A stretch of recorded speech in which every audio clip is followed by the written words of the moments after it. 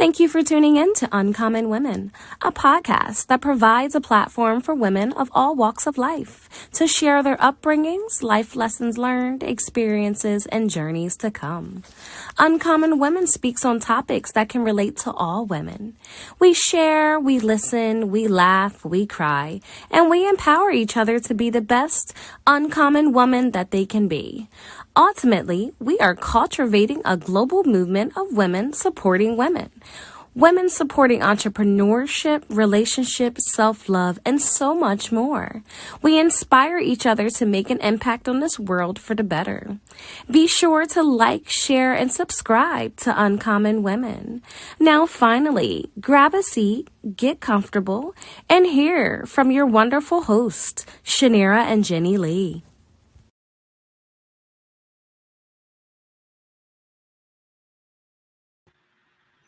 Hi, kings and queens. Thank you so much for tuning in to Uncommon Women. I'm Shanira. And I'm Jenny Lee. And today we have a financial guru that's going to be giving us an amazing teaching and testimony in regards to your financial needs. We have Dr. Wendy Labet that's going to come on today and share basically some financial healing. Before I bring her on the platform, I'll let you know a little bit about her. Dr. Wendy is known as the financial healer. She empowers entrepreneurs to diagnose their financial health, take control over their finances, acquire proper protection to prevent financial ruin, build a financial legacy, create generational wealth, and enjoy financial freedom to live the life that they desire. She is the best-selling author of Diagnose Your Financial Health and a creator of Financial Cure System. She teaches how to overcome the 6 obstacles to winning the money game, regardless of your current global economic conditions, based on her 37 years of entrepreneur and business strategist. Dr. Wendy will empower you to win the money game and optimize your financial health. So we're going to go ahead and bring on Dr. Wendy Labet. If you have any questions or concerns, you're more than welcome to jot them in the comments, any financial questions, and we'll be able to get to those towards the end of her teaching. So thank you again, Dr. Wendy, for coming on today. How are you doing? I'm doing great, and thank you, ladies, for having me. I'm so excited about being on here today to share some of my wisdom nuggets with your audience. So I'm excited. Perfect. Before we actually get into today's teaching, is there anything that you would like to tell us about yourself, or how was your life growing up prior to being a financial healer? Yes, I like to share a little bit of my story. Okay. Like I said, I'm a little seasoned, as you guys put it, so I won't go back that far. But I do want to say my mom has been a big influence. She taught us that we can do whatever we want to do, be whoever we want to be, but whatever we decide to be the best that we can be. Now, she taught us how to manage money early, because she was her and my dad split up when I was like 10 years old. Okay. But she took care of us. We didn't realize that we were, she was struggling until we got older, because it's like she made everything look so good. But she taught us, we had jobs early on, so we had to pay a bill. You can buy whatever you want, but first you got your responsibility to handle. So, she was just a good influence. But, fast forwarding to 37 years ago is when I started my entrepreneurial journey.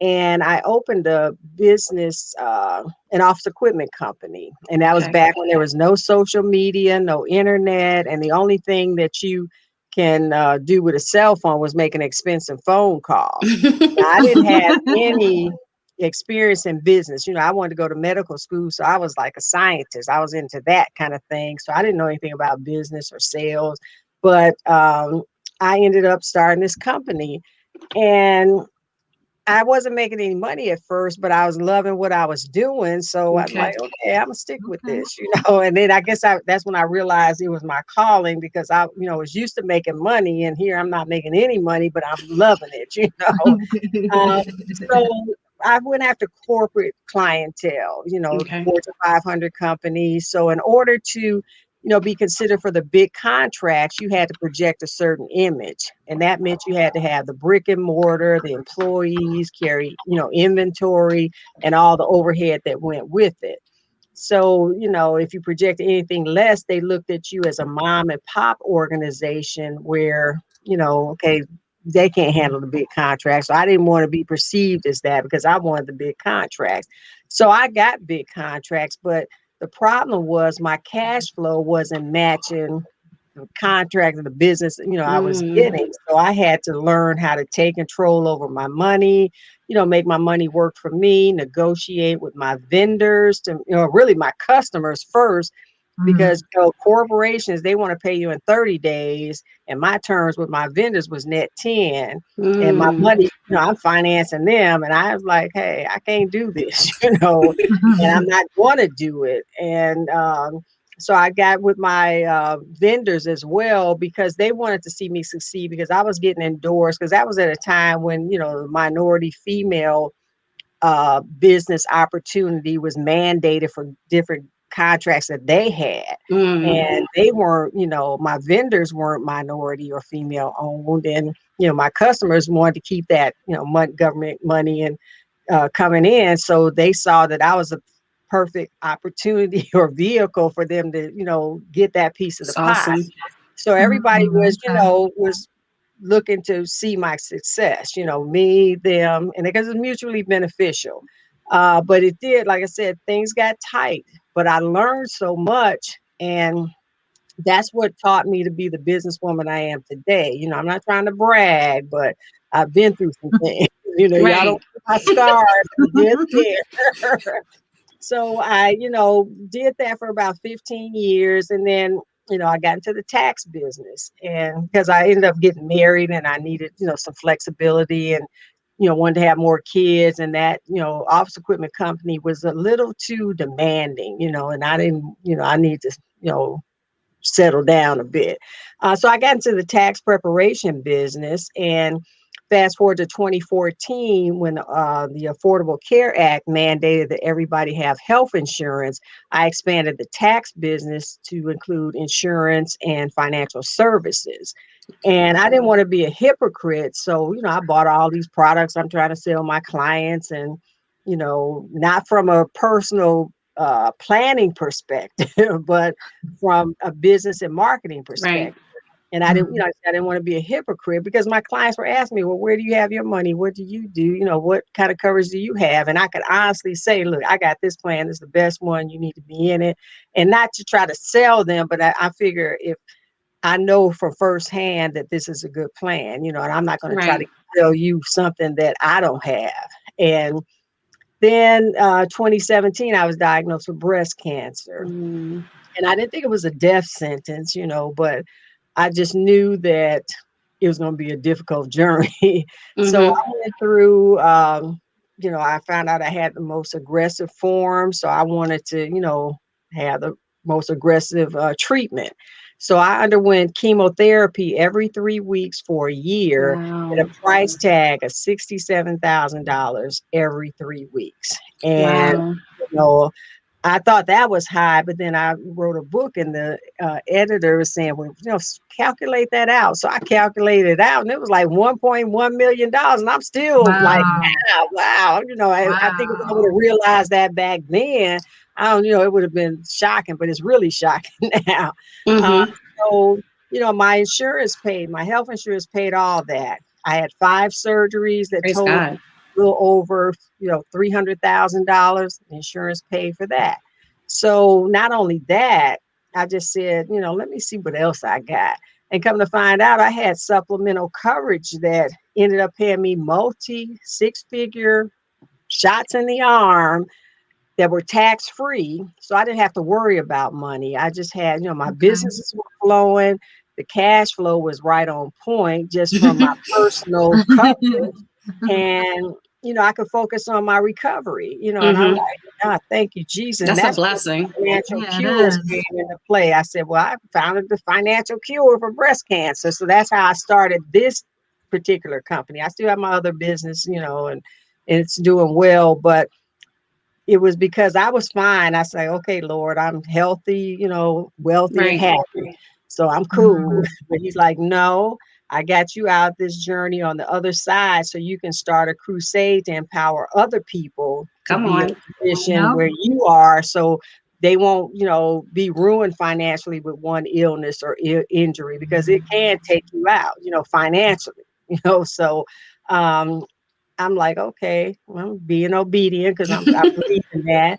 And that's how I started. And that's how, that's why I'm doing this, and I can tell people I'm a finance person, but it's not all about money for me, because, not that I don't need money. You could always use more money, but that's not my motive, So I'm trying to help other people get to a point where they don't have to worry about money. They don't have to, need money, that they can be wise with their money, and, make their money work for them. So, um, And that's that, definitely a goal. yeah, I agree. yeah, Yes. That's definitely a goal. So let's yeah. get into that. Let's speak on the six obstacles that you actually made in regards to the winning of the money game.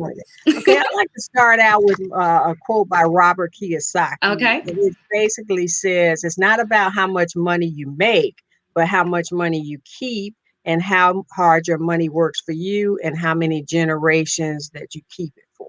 Because, there's so many times that people, they make a lot of money, but they don't have nothing to show for it. And I got a stack of tax clients that I could attest to, Oh, saying that. wow. And I try to tell them, but some people are going to listen, some people aren't. But, Yep. this one of the first obstacle is your mindset and lack of knowledge. Because, no matter what you're trying to do, whether it's, take control over your finances, or lose weight, or, kick an addiction, you got to have the right mindset. And that mindset has to be where your goal is, not, you can't want a rich man's wealth and have a pauper's mentality.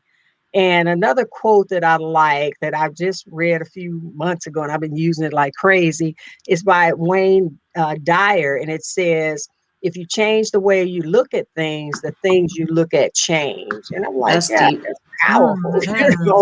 And I've, put together a PowerPoint, and I found this graphic that has a picture of a gift box, and it has a house inside of it. And it has, a quote that says, don't say I can't afford it, but say, how can I afford it? So that's changing the way you look at Okay. things. So that whole mindset is changing. So that's the key. And then there's some basic principles you just have to know, like, you know, make your money work for you, and don't, spend more than you make, and Yep. take, understand where your money goes instead of wondering where it went, and then understanding compound interest. There's so many principles that are basic that you deal with every day, but you don't understand them, Okay. like, the compound interest. You can either pay it, or you can make it, earn it.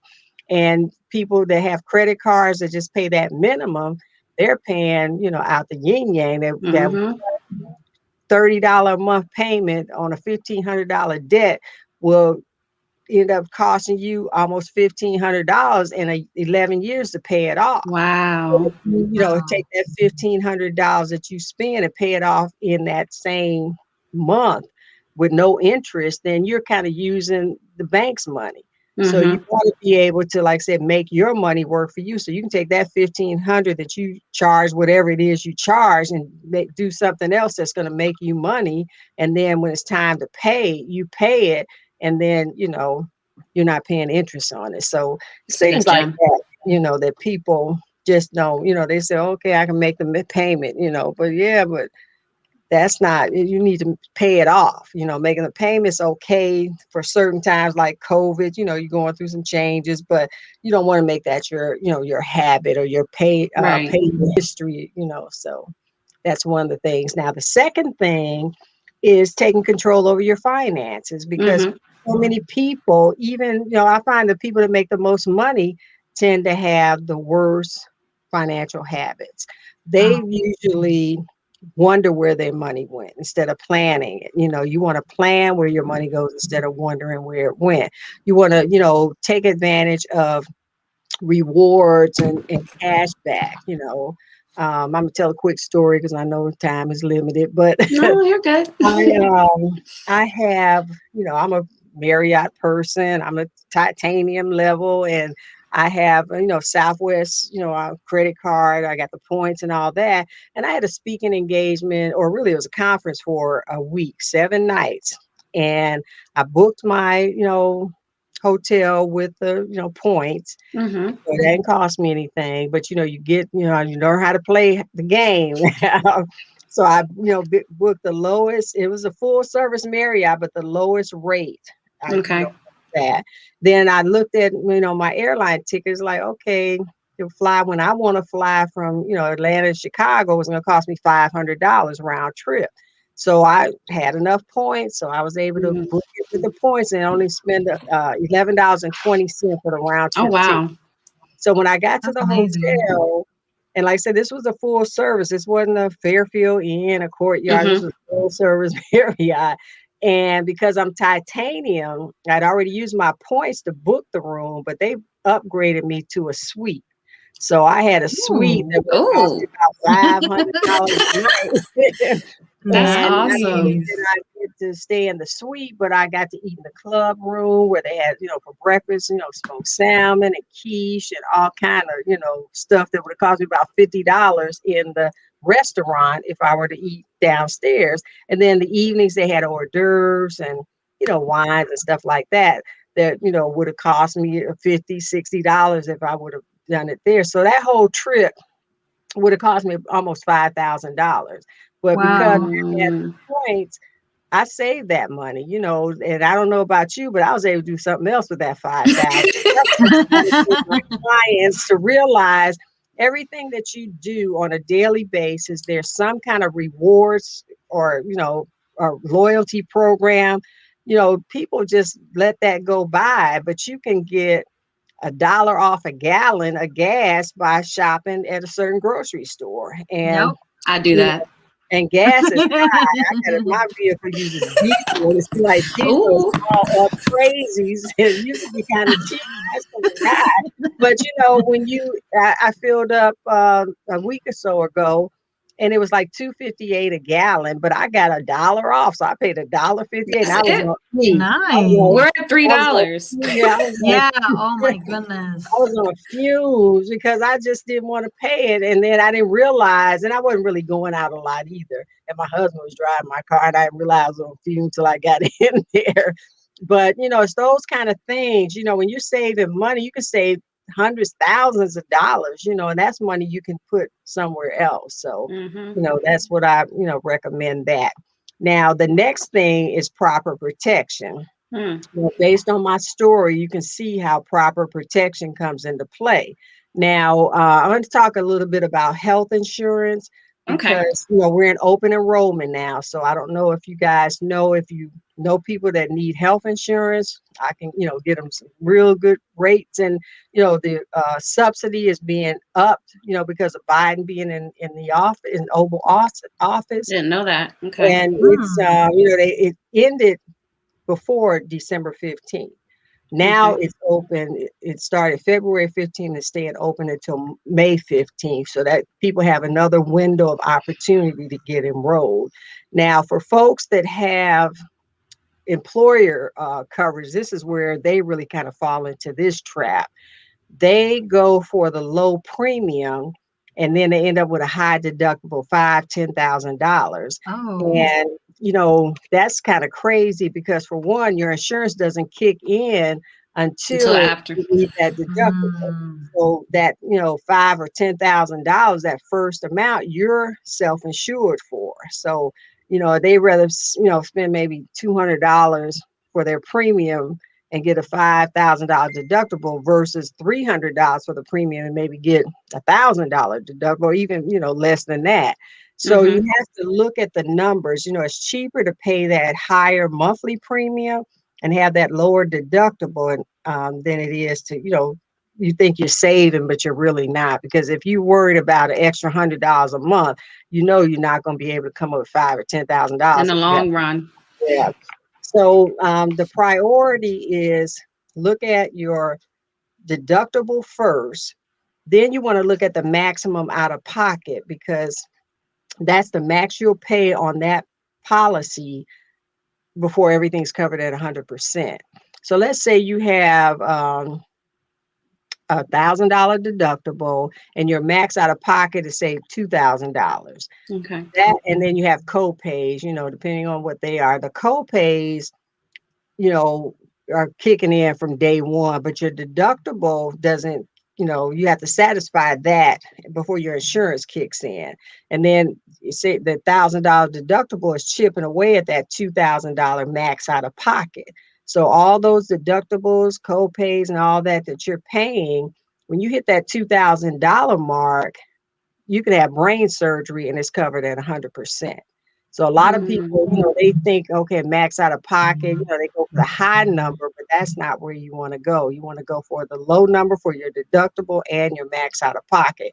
And then the co-pays, they're going to you can afford the co-pays usually, but okay. don't go with the percentages for co-pays for like a primary care or a specialist, or even for your drugs, your generic or brand drugs. You don't want to do any kind of percentage on those, because when you do, you don't know what you're going to pay until they send you the bill.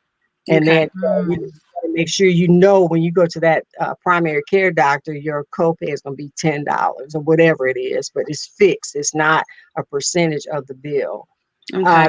Then the next thing is look at your premium. So once you've evaluated those, the deductible, the max out of pocket, your co-pays, then you look at the premium, and then you can determine what's the best fit. When you get that low deductible and the premium is a little higher, so what? Because if you go with the lower premium and the deductible is high, so what when you go get sick and you have to come out with $2,000 or $3,000? So that's Mm, that's what I try to, educate people to understand. Don't go for, the premium is the last thing you look at, because if you can't afford to pay, extra 100, you can't afford to, meet the deductible. that makes sense. Yeah. And then, you want to have, so many people want to insure, their cell phone. You got to insure your car, your house, but they don't want to do life insurance, I was or just even about to say that. health insurance. I mean, so many people, die, and they don't realize, or their family doesn't realize that, they're out doing GoFundMe and all that Mm-hmm. stuff. But, not only do you leave your family with, debt, you also leave your family, with not just, the funeral expenses, which are high. I've buried a few folks, so I know how much that costs. But, you got the bills, you got the medical bills, you got Mm, whatever expenses they have, and you don't want to be a liability to your family. And life insurance is not only for that, they've got what they call living benefits, where you can mm, get up to a certain percent, up to 90% of your death benefit, while you're living, if you suffer from a heart attack, stroke, cancer, or other critical illness or injury. So, with my clients, I like to get them a companion term policy for 500,000. So okay. if something happens, they can pull, up to 90% or up to 450,000 off of that policy and still leave 50,000 for their family, to be buried, Mm, medical bills or whatever. But, you can regular life insurance, pays for you once you die. With the living benefits, it pays while you're alive. So you can, it's not dictating where the money goes. You can take a trip, you can, get in-home health assistance. You can pay mm-hmm. off the house. You can do whatever you want to do with it. It's not mandated what you do. So that's something that I highly recommend. And then Mm, I also recommend the Index Universal Life, which gives you three coverages in one. You got your death benefit, the traditional death benefit, but you got your living benefits, and you also have like what we call sort of semi-retirement vehicle, where you can okay. overfund it. And when you go to, not necessarily, you don't have to wait till retirement. When you pull that money out, it's tax free, because it's, and it's growing because it's indexed to the market. A Okay. lot of people want to do, in the market, and they don't know what the heck they're doing. So they, like the market fluctuates, but when you're indexed to the market, you're still getting the benefits of the market, but it has a ceiling and a floor. So say the ceiling is 10% and the market performs at 12%, you're only going to get 10%.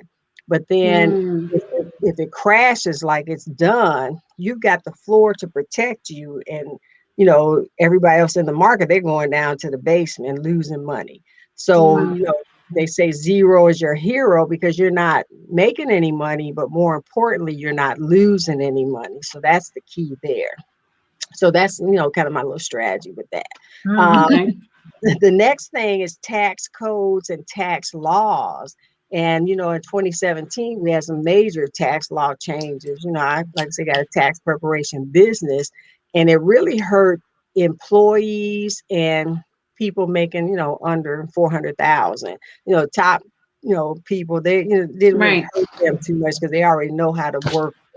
But, you start losing, like things that you could claim before they maxed out how much home mortgage interest you can, claim Hmm. up to $10,000. And I've got some clients that are paying well over that because they live in $1 million homes. So, Wow. it's a different thing. But the key to that is having a business, having a business where you can, expense out. Your business doesn't necessarily have to make money, even though you want it to eventually. But for Mm-hmm. tax purposes, you want to be able to expense out and reduce. If you're a W-2 employee and you got a business on the side, you want to first formalize that business. Make sure that Mm. it's an LLC, a Mhm. corporation, or whatever. And you want to be able to, expense that out. And you don't want to, sorry about that, my phone. You don't want to commingle your funds, your Okay. business funds and your personal are personal, because you don't want to mess with the IRS. You want to stay on Mm-hmm. that. And No. then, Oh. people have gotten their stimulus money, and that's been a blessing to a whole lot of folks. I've had some folks Right. call me up and say, I thought you told me I was going to get, $8,000. I only got 6,400. It's like, look, that's your stimulus money. That's not your refund. And then, you don't want to just blow it, and a lot of people, they're in the hole and they want to just pay off debt. And, yeah, you want to pay your debt, but you want to strategically pay off your debt. You don't want to Okay. just take all your money and pay off the debt.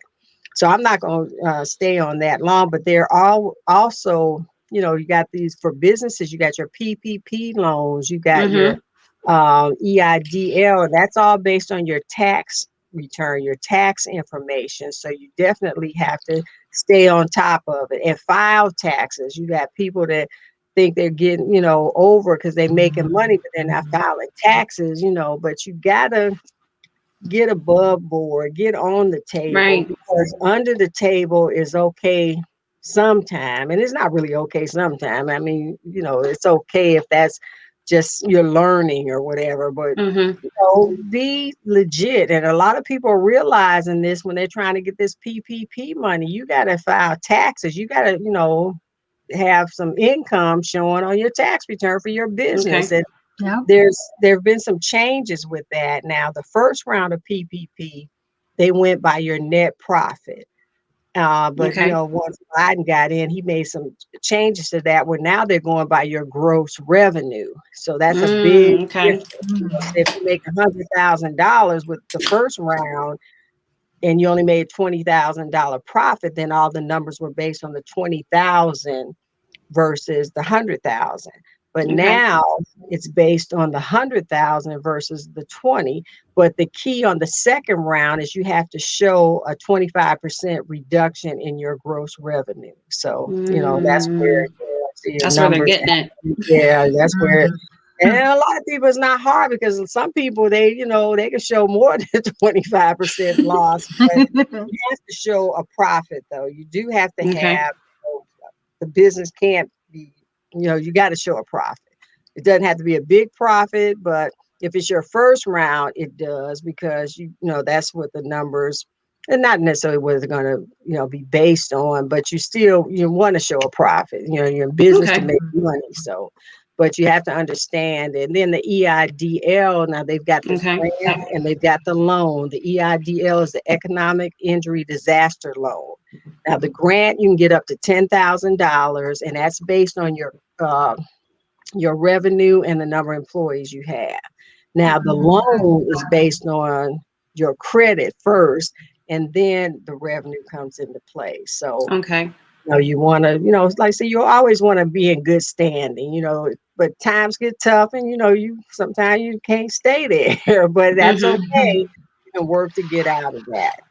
Um, okay, the next obstacle is Oh, investment. I do have a question. I'm Okay, sorry. I'm sorry. What is your thoughts about the Dave Ramsey method?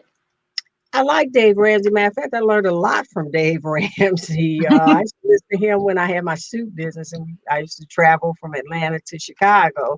And I like his approach back then, the cash approach, and that's a good way to develop the discipline.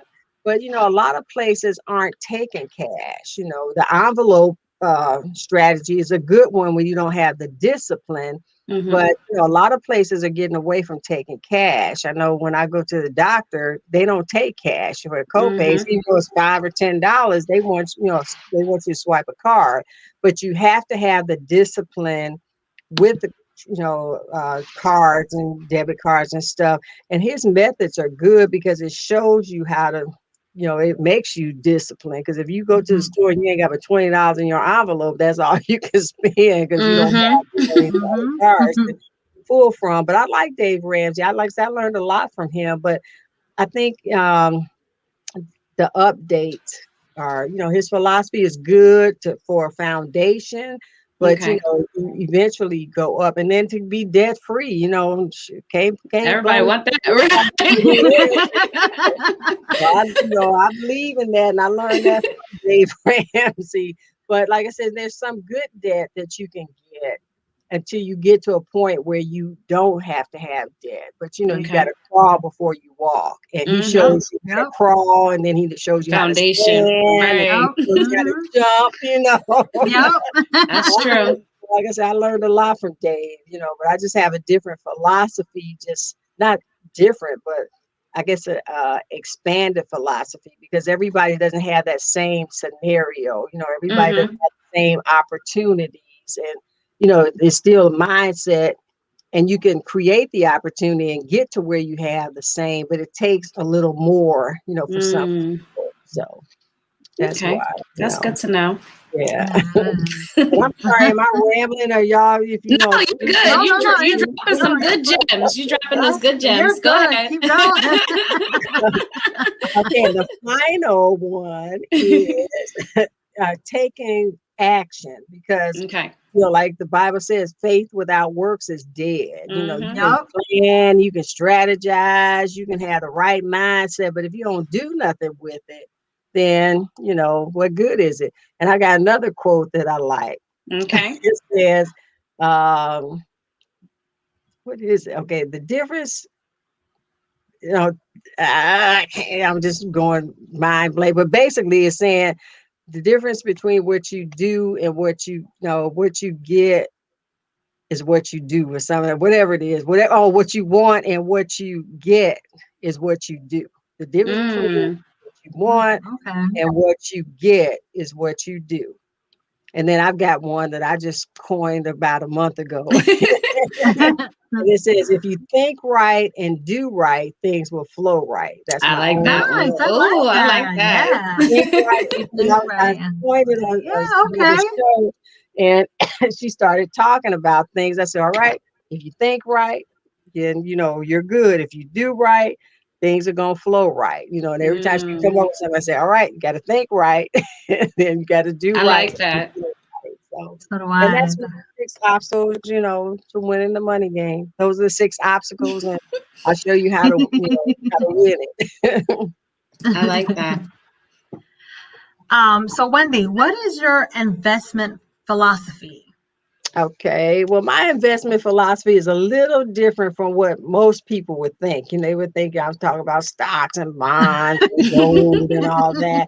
And, that is an investment philosophy, but that's not my investment philosophy. Mine is first, you want to invest in your spiritual health. You got Mm. to have that connection, whether you believe in God or some higher being, you got to have that connection because that's what's going to lead you and direct you in the way you should go. Okay. Because, there's some people say, something told me to do that. That was your spirit leading you, but you didn't listen. And my sister, she said, God's talking to me. It's like he's been talking to you, you just ain't been listening. So, your spiritual health, and then invest in your physical health, because, being a breast cancer conqueror, you don't realize that your health is your wealth until it's like gone. Like, so you don't Mhm. miss your water till the well where it runs dry. So your physical and mental health, your spiritual, your physical and mental health is what, the main investments. Mhm. And then, you want to invest in, your wealth, because once you got those other things together, then the wealth investments come into play. Because if you're healthy spiritually, healthy physically and mentally, then you got that mindset together, then everything else will flow. Like I say, you think right, do right, things will flow right. Right. So then that's when you start getting into your building your wealth or investing in your wealth. So you got to have, and then money shouldn't be your main motive. No matter what you do, if money's your main motive, you're not going to be successful in the long run. Mm. Everybody needs money and wants money, but if you're doing something for money, you're doing it for the wrong reason. So, you reap what you sow. If you reap, blessings, you'll sow blessings, 100-fold. So that's Mm. my philosophy on investing. I like that. That's Wow. good. That's Yeah. good. What is your intake on the foundation of money and saving? Like, what could you give? What resources or opinion could you give someone that's probably, living paycheck to paycheck and don't really have wiggle room to actually save? Okay. How could they get the process of actually saving and, just learning the key steps of having money? Okay. Well, I find that people living from paycheck to paycheck have a problem with spending most of the time. And Mm. that's been, I always start my clients out with a spending challenge, because people, will say, okay, I make this, and they're looking at just the traditional paycheck. They're not looking at the other sources. Like I talked about the rewards and stuff, that can bring you money, or that can reduce the expenses that you have to pay. And then they say, I know my expenses, but yeah, you do, but you don't know your spending habits, because that's Mm. what kills. They don't even look at that. They say, okay, my income's this, my bills are that.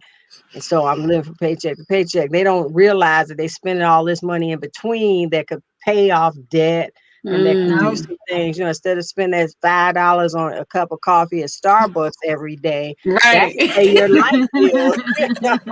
That You makes buy that sense. same Starbucks coffee at the grocery store, fix you up a cup before you go. Mm-hmm. And what you spend for that 1 or 2 days at Starbucks can last you a month if you do it at home. So you have to, like I say, change your thinking and understand the principles. Understand how money works. You have to make that money work for you. Instead of, but it takes discipline.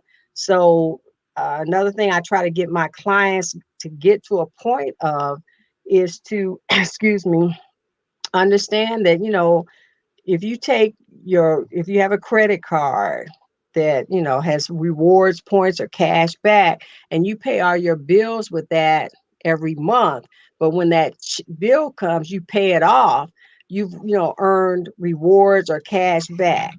So say if your bills are $3,000 and you get 1 or 2%, depending on what the value is, cash back.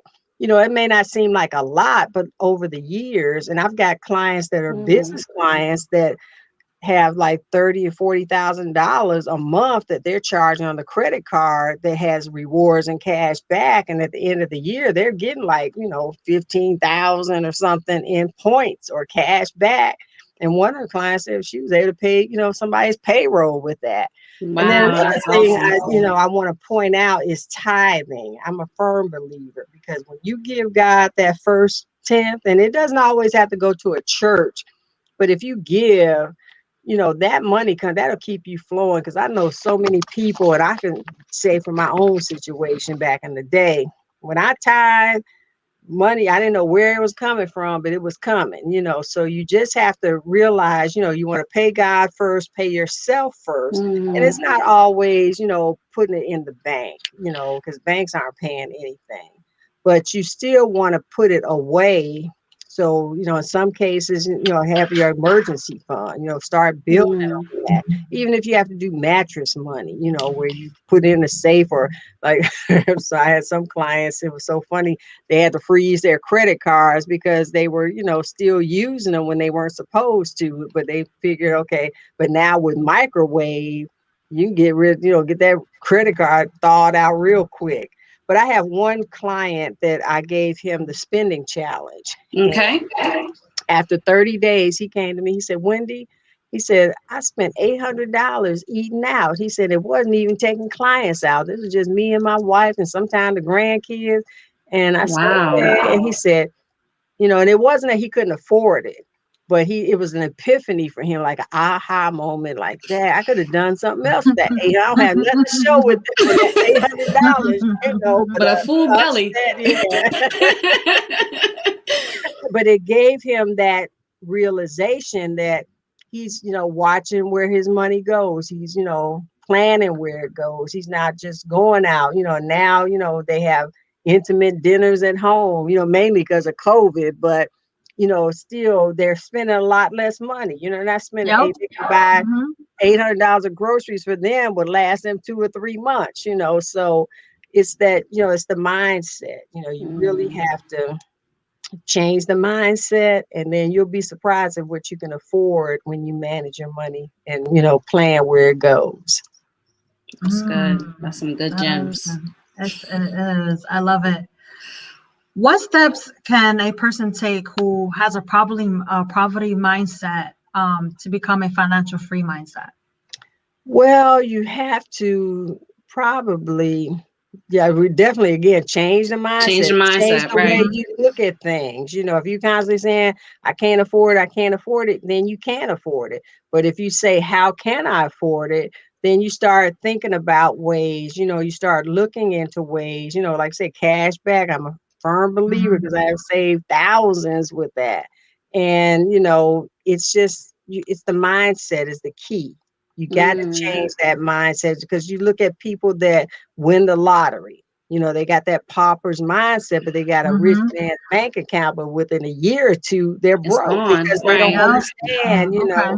So, and then, certain athletes, they go from high school to multimillionaires. And it's not that, they just don't know. You have to get some basic understanding of the principles of money, so. And it doesn't take a doctorate degree or PhD. It just takes, some experience. And then, like I said, a commitment and a decision that you don't want to be there anymore. And when you decide and commit and take action, then the whole thing changes. Okay. I like that. I like that. We do have a comment from Tanisha Turner. She said that some banks are also starting to give rewards on the BFIT card, which you swipe as well, but you have to enroll. Do you have any information or any knowledge in regards to the BFIT reward? Well, I'm not sure about the BFIT specifically, but I do know a lot of banks are offering rewards with debit cards. And I guess I'm thinking that the BFIT is like a debit card. Yeah, debit card. Yeah, Yeah, she just said a debit card. Yeah. But yeah, I say do it, because anytime, especially if you're using it, if you're swiping, get the money, make that work for you, because swiping and not getting it, you're just helping the bank. As I said, you're just wondering where your money went. You're not planning where it goes. You just say, okay, it's $10 for this. Okay, swipe. 25 for there, swipe. And then you get your statements like, Dad, where'd my money go? It went over here. So you have to plan where you went. And I say go for it, because a lot of people are paying their monthly bills with debit cards. So if you're spending $1,000 on your monthly bills and you're getting a 3% cash back, that's not really like what, $30, but still it's $30 you could do something. You might be able to treat yourself to a Starbucks one day, one day out of the month, with it paying for itself. But I say go for it, because it's better than not having it. Anytime you can get money back or points that you can redeem for something. I know American Express, the one I have, well, one of the ones I have, You get points, and you can use the points to get gift cards at different stores. You can use those points and convert it to dollars to pay your bill, or to get American Express gift cards that you can buy other stuff with. So there are a number of ways, but look for that. Make that part of your decision making when you go to open a bank account. Do they have are there fees involved? That's another thing. You don't want to have to pay fees. You definitely don't want to pay overdraft fees or late fees, because those will kill you. As a matter of fact, I think I read a statistic that in 2017, banks collected over $34 billion in overdraft fees. Wow. And people paying that can't afford to pay those overdraft fees. Right. Reported are paying overdraft fees. No. Be careful with that, because that will wipe you out. That'll put you in a hole that it'll be hard to get out of. So you definitely want to, and make, like I said, realize, and with the mindset, I don't care how deep in the hole you are, don't go into a store or financial institution and let them treat you like you think you should be treated because you're in the hole. You go in there because you're their customer, and they need to treat you like that. And they need to acknowledge that. If you go in a store and they can't say, hello, I'll be with you in a minute, or how can I help you? Turn around and walk out. Yeah, because they don't, your money is as green as somebody else's. So if they can't acknowledge your presence, they can't get your money. And so go in there like you got $1 million, because in your head you do. And that's where you want to be. That's where you want to be, having $1 million mindset. And that's the way you need to act, whether you in bankruptcy or not. And don't be ashamed. I filed bankruptcy many a times back in the day, but hey, that was a tool that I could use to get the dogs off of me. So and that's what the laws were there for. They are there, and you don't want to abuse them, but you use them when you need to. And don't be ashamed of it, because people look at me and they say, oh, you got it going on. But it's like, hey, you don't know what I went through. Some trials and tribulations. You don't know. And I'm not ashamed to say it, because I'm helping somebody else that may be in that position, so. Right. I like that. That was good. Yeah. I did have a question. I forgot it when we were talking about it. It just came back. Okay. It was about when we were talking about taxes and stuff. Can you explain the difference between, it's about 401k, but can you explain the difference between like the pre-tax on the 401k and then the after-tax? I am glad you asked. I got something in there and I don't know what I'm doing, but there are two ways to grow money. There's qualified and non-qualified. Qualified is that 401k you're talking about, is pre-tax money, or what we call the seed. You don't pay tax on the seed, but when you pull out that harvest, it's taxable. Now, the non-qualified, you're using taxed money you've already paid taxes on. So when you pull that money out, the harvest is tax-free. So, people kind of get caught up with the 401k thinking they got it going on. Matter of fact, I'm doing a tax return now with a professional couple that's retired. And, they made big money. And they invested wisely, but it was in that qualified money. So, they use that pre-tax benefit for the seed, but now they're paying more taxes because kids are grown, the house is paid for, they're living large. And, I was able to give them a little money back. But, it's unfortunate that you're paying taxes when you don't need to be. When you're in your 70s and your 60s or even 50s, you don't need to be paying taxes when you work 30 years and investing in a 401k, and now you're pulling money out and you're paying taxes on it. It's okay. And I recommend a 401k if the employer is matching it. Yeah, mine's is matching. Okay. If they're matching it, contribute to mine's match up to 6%. But see, another thing with 401k, there's a cap on what you can invest. You can't overfund a 401k per se. And you can, but it's a whole different thing. But and I got a good illustration for that. But the 401k, if you look at a person that's 35 and they invest in a 401k, let's say $400 a month, and they have $100 a month employer match, and then you got somebody that's 35 and they invest in an index universal life policy. Okay. And they both want to pull out $52,000. After 30 years, they both have about 430,000.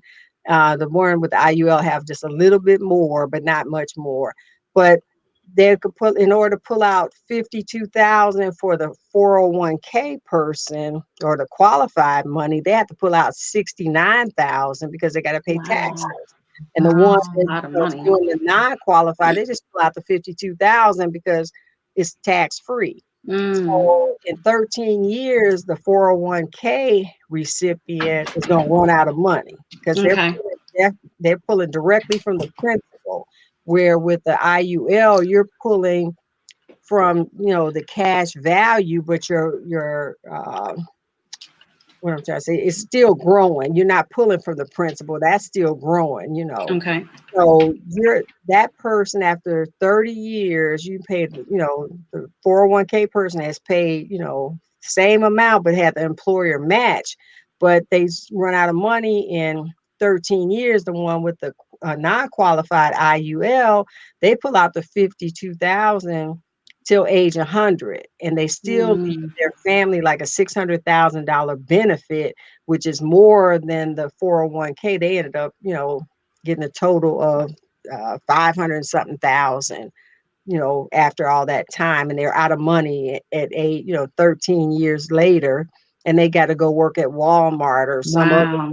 That's job. the people that say hello at Walmart. So yeah. So I'm not saying don't do it. Y'all got to be young, so y'all can do it. But don't have all your eggs in one basket. Okay. Get that IUL. Get that term with living benefits, because you never know. We're out in a global pandemic. You don't know what's going to happen. No. And you want to be protected. You want to have the proper protection. And not only that, when you want to buy a house or, travel or whatever, you got that money there that you can pull from that's tax free.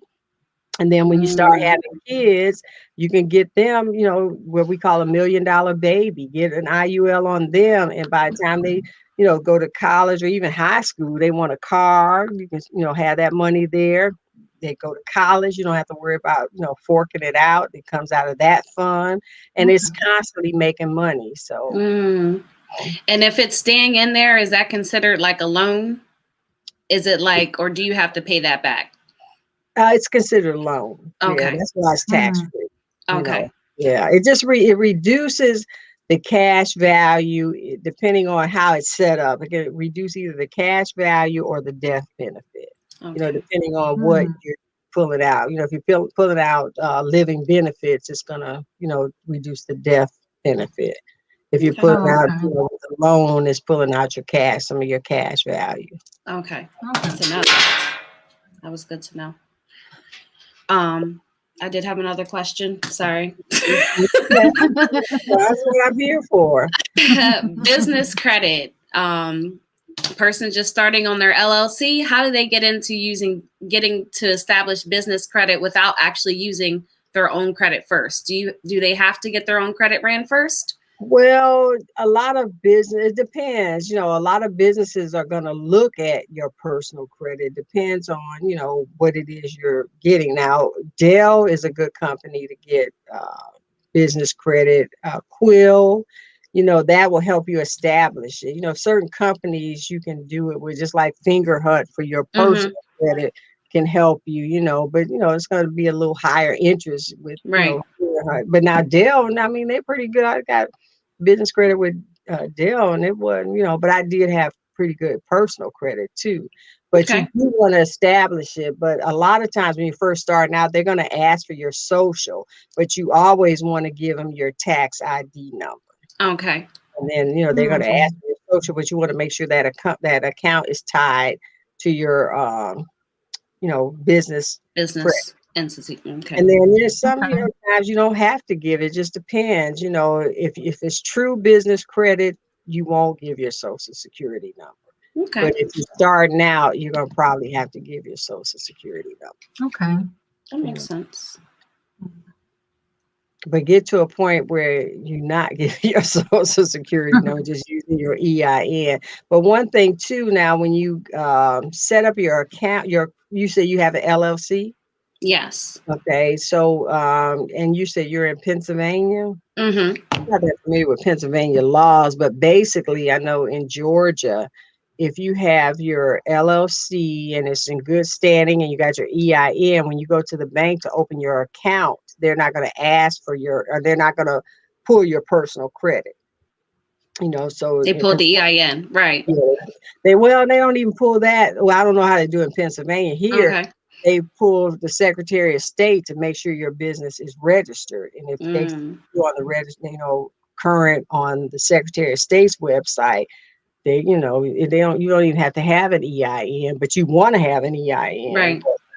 That's what they go by. They're not going to check your personal credit. But if you're going in as a proprietor without being registered with the Secretary of State, they're going to pull your personal credit. Okay. Makes sense. Okay. Thank you. Thank you And for that's all in of that. Georgia, but I don't know about Pennsylvania. You want to check out. But the Secretary of State is where you go for that information as far as, setting up your LLC, and then go to the bank and ask them, say, Right. I want to open an account with my LLC. What do I need to do? And then find out, and you want to be careful with your business accounts because, those fees can eat you alive. You got to make open the right account, really preferably one with no fees. Now, credit unions are good. Good, right. No fee or low fee. Low interest. Yep. I love love credit union. I do too. Especially your business, if you're not making money or keeping a minimum, then you're going to pay fees. And those fees, if you ain't making the money, you don't need to be paying the fees. So be careful when you go to like the major banks. There used to be a lot of banks that had no fee business accounts. But, and even with a minimum, deposit or the minimum activity or whatever. Right. But now they're getting kind of greedy. I don't even know if they have unless you get like 5,000, or something in the minimum balance. So, just be careful of the terms. Just make sure it's in your best interest. And then too, do they have cash back debit cards? That's another that's thing. A good one. Trying to get that money back. Yep. You get something that's going to benefit you. You don't want to just pay out. If it has a monthly fee, say $15, but you can get cash back, then you could probably, work that out where you paying for itself. So, you want to look at those kind of things. Those, like I said, that's where that mindset comes into play. You have to realize that, you got to not be so fanatical about it, because my kids try to tease me about, because I shop at thrift stores. I got the designer stuff now, but I'm not paying designer prices. My daughter especially used to call me thrift store queen. And now she's got a business where she's buying vintage stuff from thrift and stores. reselling. I like this thrift store queen junior. There's nothing wrong with that. I believe if you want to have a Louis Vuitton or Louis Vuitton, do Louis. So, you can look the part, but you don't have to pay the price. Right. So. That's good. Louis Vuitton. I'm happy to use that. Louis. Oh my gosh. Some folks will go out and spend $5,000 or $10,000 on a purse and they ain't got a pot or a window. Right. No. Yep. Right. Priorities right. Living home. Right. That's so true. Yeah. I like you guys. I'm having fun. I know. I have fun. So Wendy, where can we find you? Can you share your resources? Okay. Yeah, you can find me. I've got my website is thefinancialcures.com, and that's cures with an S. I have a Facebook group that you're welcome to join. I give you inspiration and information. Really, it's always about inspiration, then information. I talk a Yes. lot about what's Awesome. going Great. on. And then I'm on Facebook at Dr. Wendy Labet, Wendy Labet, or the Financial Cures. LinkedIn, Dr. Wendy Labet. If you go on Instagram, it's dr.wendy.labet. And then I had to talk get when Oh, I talk about yes. the Ooh, I book, like that. Financial Health. It's a best-selling #1 new release, and it has all the little things we talked about today and a little more. So, Mm-hmm. it's So a make good. sure you Awesome. check her book out. Yeah, it's available on Amazon, or else, Amazon.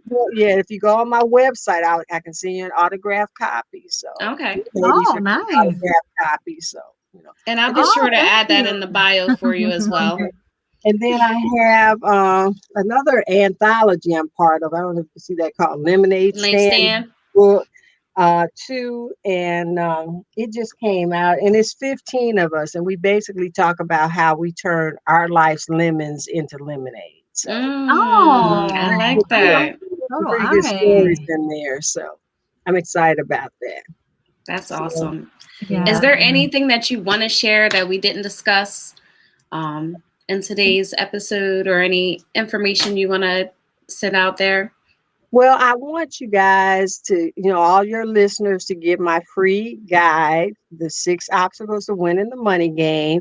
And if you text the word guide, GUIDE, to 770-796-4944. That's 770-796-4944. Text the word guides, GUIDE, and you'll get my, guide for the 6 obstacles to win the money game. I like Yeah. that. I'll have to So, add that in the Awesome. bio too. Let me make yeah, sure I have it right. 770-796-4944. that's correct. And text guide. Yeah, text the word guide. Okay. For the 6 obstacles. And I'll add Yeah. that to the bio as well. Perfect. Okay. All right. I launched my course, which how to overcome the 6 obstacles to win. It's a master class, and I'm offering I guess if your listeners are interested in it, it's a value of $3,000, normally $997, and I usually sell it for $497. But for your group, anybody that wants to do it, if they contact me, it'll be $297. Okay. So we got a So promo. yeah, And they mention us, you'll give it a discount for the yeah. $297? Well, I Perfect. don't know if I'll give them a discount, but I'll give them a bonus. A bonus. Copies of my 2 books. Okay. And I got, nice I little tried, spending guys. I challenge. tried. But they'll get that $297 back after they do the first day of the spending challenge. I bet you they can find $297. Right. So it'll pay for itself. I say the first week it'll pay for itself. That's At the awesome. $297 price, or even at the $997 price, depending on who you're talking about. So, She's awesome. but we just want, Yeah, she we is. just want people to get control of that money, because so many people are struggling, and not Mhm. saying that they don't have to, but when you got the right tools and the right mindset, where you are now, you can get to where you want to be. But if you Mhm. don't understand, you're gonna stay where you are and not Staggered. not Yep. ever get to where you want to be. So that's what Yeah. my crusade is about, helping you go from where you are to where you want to be. And that's another thing Yeah. I have I to like quote back. that. I copyrighted that little saying. Yeah. That's So, awesome. yeah. But I've been enjoyed my time with you ladies. You guys, Yes. I have to get you guys addresses though. Text me so I can send you the books and stuff. Oh, okay. Oh, Yeah. all right. Yeah. Well, Wendy, thank you for coming out and educating us. And also, we always ask this one question. We ask all our guest speakers, what makes you uncommon? Okay, well, I guess just my personality, because I'm gonna be me, and there's so many people that want to be somebody else, or Mm-hmm. I'm just gonna be me, and then maybe it's not uncommon, but maybe to me, I run across so many people that aren't themselves. Once they have this facade, and once you kind of Mhm. get to know them, it's like, yeah, you're the kind of person that you projected. You were not first Mm-hmm. met you. So I guess just and being willing to help people without expecting something in return. I like My that one. That was a mentor, good one. well, I'm gonna give credit to my mentor, Linda Clemens. She's a body Shout out, language Linda. coach. Shout Yeah, out. and what she said is, she just said this in her last boot camp I went to. It said, when you give, forget, but when somebody gives you, remember. And I'm like, Mm. okay, that makes sense, because there's so many people that'll give you, but they want to throw it in your face. Every Yeah. Right. time, they want to remind you, I did this for you, I did that. You don't want to go there. If you do it. So what? You don't want to constantly, but if somebody does for you, you want to remember, you want to thank them, you want to show gratitude, and you want to, you know, s- pay it forward, and remember that Mm, that person has done something for you, and you want to be willing to do something for them. Not that you have to, but you just want to be willing to, because some people right. expect you to do for them, and they don't want to do nothing for you. So, I think Mm. that's what makes me For sure. uncommon, is that when I give, I forget. And when I I get, Okay. I like that. remember. Yeah. That's awesome. Yeah, definitely, definitely like that. Yeah. Yeah. So thank you again for coming out, and thank you to our followers for tuning in. And also check out our merchandise on www.uncommonwomen.net. Follow us and subscribe on YouTube, guys. Like and share. And if you want to be a guest speaker, once again, you can go to our website at uncommonwomen.net. And next week, we're having another guest speaker, Living Above Life's Drama, next Thursday at 6 p.m. And stay uncommon. Yeah. Bye.